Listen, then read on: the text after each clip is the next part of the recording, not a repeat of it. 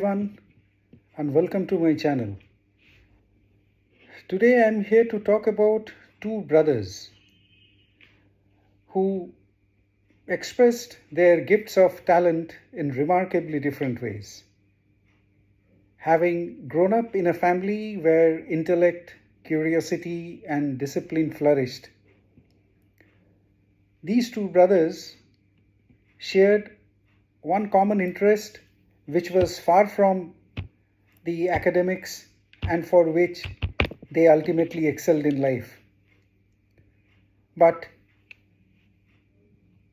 there were some convergence at the end.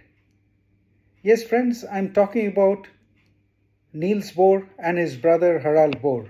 Niels Bohr needs no introduction. I suppose all of us know that he won the Nobel Prize in 1922 for his groundbreaking work on the structure of atoms and the radiations they emitted.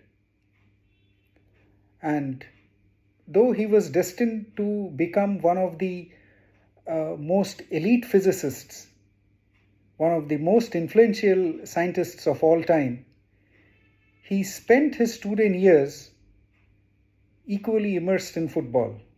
And interestingly enough, he played as a goalkeeper. But his reflective nature often overshadowed the urgency of the game. And it's in a memorable match with one of the visiting German sides. Neil became so absorbed in contemplating a physics problem that he failed to notice that the opposition was coming charging down at him, and before he could realize and collect his bearings and return to the moment, the ball was already in the net. So he conceded a goal, thinking about maybe some theory which was playing in his mind. This incident became an affectionate reminder of his mind's tendency to drift into the vast landscapes of theory even in the middle of a match. Now, this is very natural. A person of his aptitude, his acumen and caliber, it's not natural that he would be immersed in a game of soccer. Harald Bohr, by contrast, balanced his intellectual strengths with extraordinary athletic ability.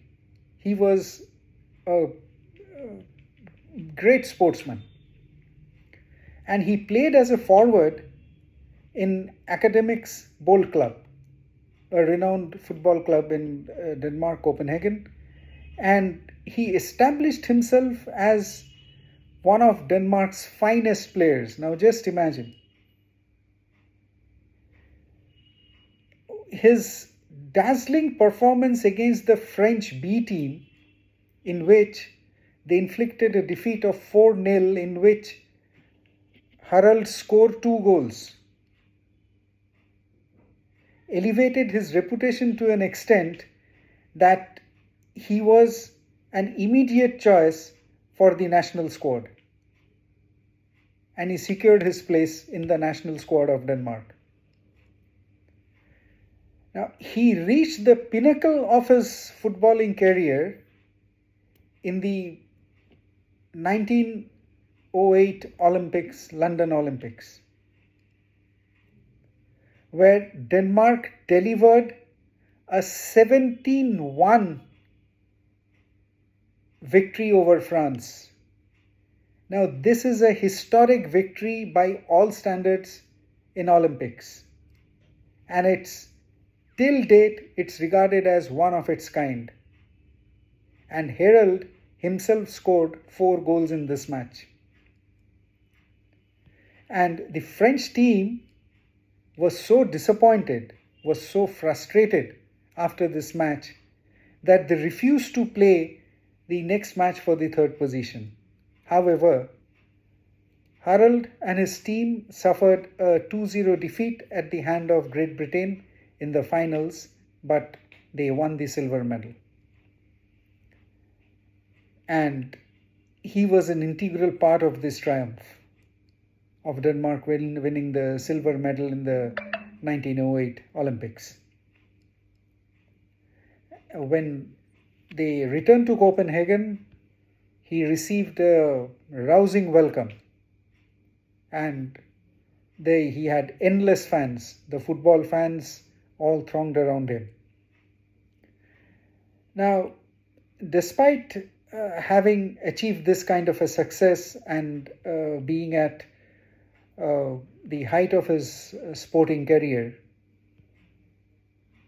his heart went back to mathematics because he never lost touch with mathematics. In 1910, he earned his PhD with a groundbreaking work on Dirichlet series, defending his thesis before a crowd that included not only the scholars but enthusiastic football supporters who had followed their hero all the way from the pitch to the academia. And it is said that the number of people who were present at that PhD function comprised more of his football fans than the academicians. Okay. He later became world renowned for founding the theory of almost periodic functions. Now look, the lives of the Bohr brothers beautifully demonstrate something: that success is never confined to a single channel. It is not confined. Talent can flow in multiple directions, and fulfillment can arise from more than one passion. Nails reshaped the understanding of the universe. Harald, on the other hand, excelled on the football field before carving out a distinguished mathematical legacy.